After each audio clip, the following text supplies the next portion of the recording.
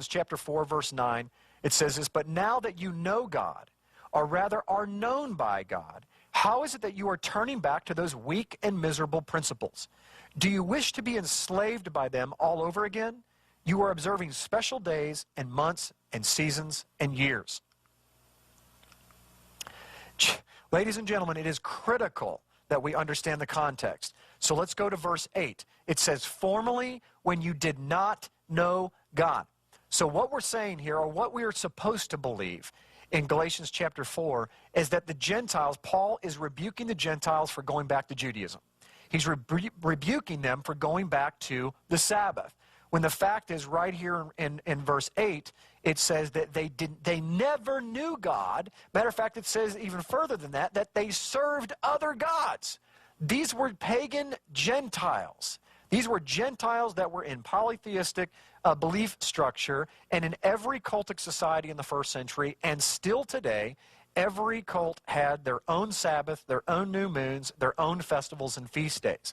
And he's saying, listen, you just came out of a religious structure that totally put you in bondage through those horrible earthly man-made doctrines and principles. If you do what the circumcision party is telling you to do, and you believe that you can only be saved by doing the things that they tell you to do and keeping the Sabbath the way that they tell you to keep it, and you rely on that for your salvation, then you're going back to the same exact disgusting principles that you were in pagan polytheistic cultism. These were Gentiles, ladies and gentlemen. They were not Jews. How can they go back to something that they never observed before? And you know, one of the biggest proofs that the Sabbath is definitely still valid for today is the proof of silence. The Sabbath was the most important and staple law of the Jews. If Paul or Yeshua would have been teaching against it or broke it in any way, they would have immediately been brought out into the court and charged and stoned. And while we're on this topic, I don't have a slide for this, but several times Yeshua was falsely accused that he actually broke the Sabbath.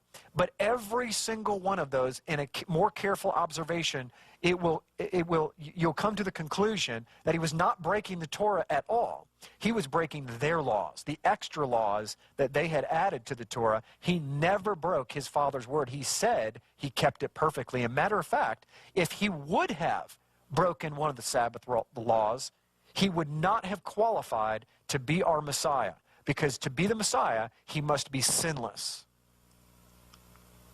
There's no such recording, no such debate, because there was never such a memo that was ever given out. The Sabbath was always relevant, and it still is today.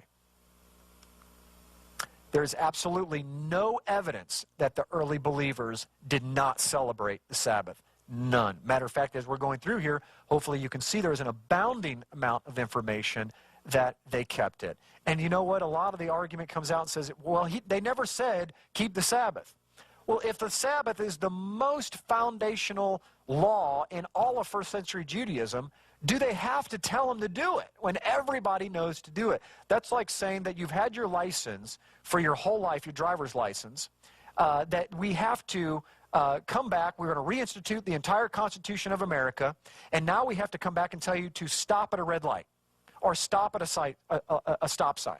It's understood because it's always been there. There's no reason to tell them to do something that is so basic and fundamental to their faith.